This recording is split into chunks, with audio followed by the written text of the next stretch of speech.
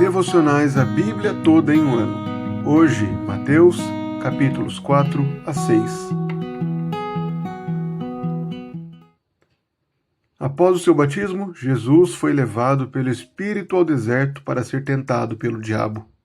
Neste cenário, Jesus passou por tentações semelhantes àquelas que Israel havia enfrentado durante o Êxodo, porém, ele foi perfeito, demonstrando a perfeição que era exigida do Salvador do mundo e a falha, o fracasso do povo de Israel enquanto peregrinava rumo à terra prometida.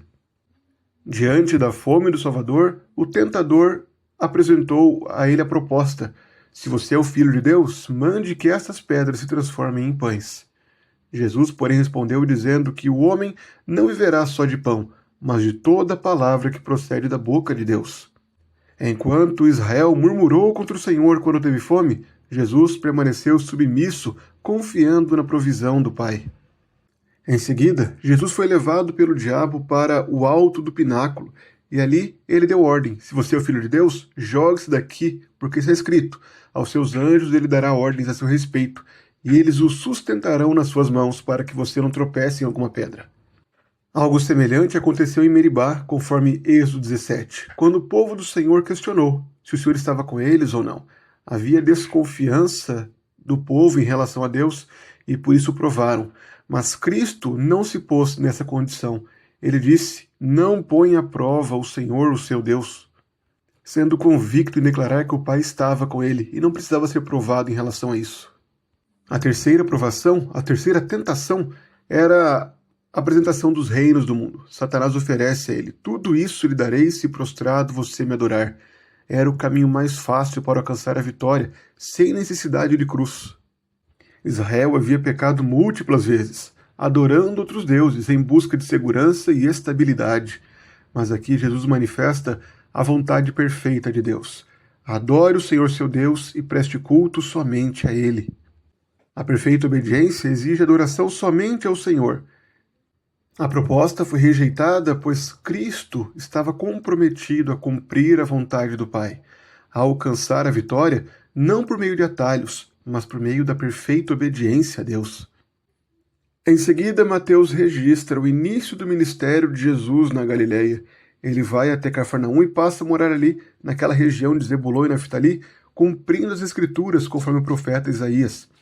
Ali ele começa a pregar: arrependam-se, porque está próximo o reino dos céus. Caminhando pelo mar da Galileia, Jesus chama 4 dos principais discípulos que ele tinha. Entre os 12, Simão, André, Tiago e João ganham destaque entre os 12. A pregação de Jesus era acompanhada de sinais e maravilhas. Ele não somente pregava com poder, mas também realizava atos poderosos que confirmavam sua mensagem. Tendo reunido multidões, o capítulo 5 inicia o Sermão do Monte, o ensino de Jesus para aquelas multidões. Ele apresenta o caráter do discípulo de Cristo, aquele que é bem-aventurado, pois é humilde e entra no reino de Deus. Ele é o verdadeiro lamentador que é consolado. Os mansos que herdam a terra, os que anseiam por justiça e serão satisfeitos, os misericordiosos que receberão misericórdia. E assim Cristo aponta para as muitas facetas do discipulado de Cristo, do caráter daquele que serve a Cristo. Além disso, esses discípulos são o sal da terra, são quem a conservam. Eles são a luz do mundo, que trazem luz ao mundo e levam esse mundo de trevas a glorificar o nosso Deus que está nos céus. A obediência deles não é apenas aparente, mas é real. O seu coração é transformado e não pecam no coração, não cometem adultério no coração, não se conformam apenas a rituais externos, mas sim têm um coração que deseja obedecer à lei de Deus. Da mesma forma, este coração que deseja agradar a Deus é manifestado na sua relação com o Senhor. Não fazem apenas práticas religiosas, o jejum e oração de forma aparente, buscando glória própria, mas fazem isso para ter comunhão com Deus.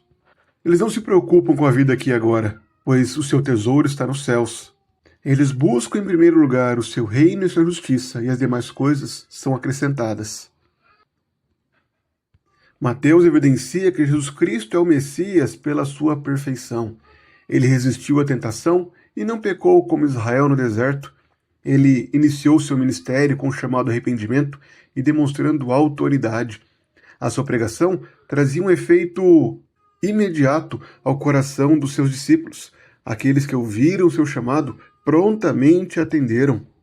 Ele promovia a perfeita justiça de Deus, que leva uma mudança de coração e não apenas uma obediência externa aparente. Com isso, Mateus pretendia instruir os discípulos a viverem como cidadãos do reino, expressando a santidade e a dependência total de Deus em todas as áreas da vida. Jesus Cristo é o perfeito Adão, o perfeito Israel. Onde aqueles falharam, Cristo foi perfeito em obediência.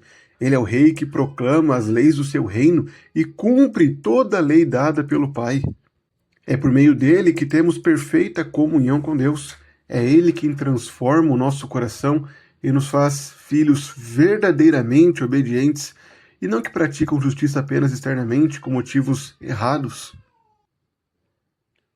Esses capítulos mostram que Jesus Cristo é justamente o Salvador que nós necessitamos.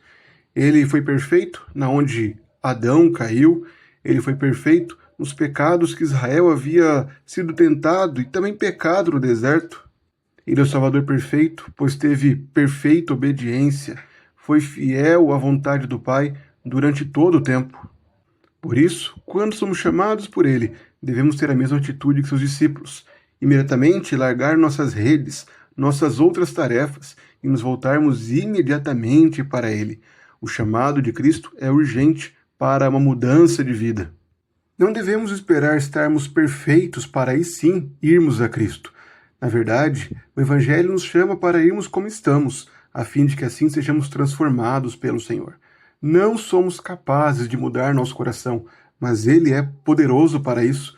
Por isso, vá a Ele, creia nele, a fim de que assim seja transformado por Ele.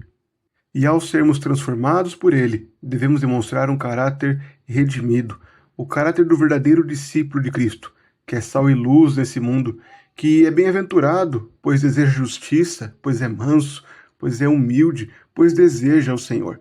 Que tudo isso seja evidente em nossa vida.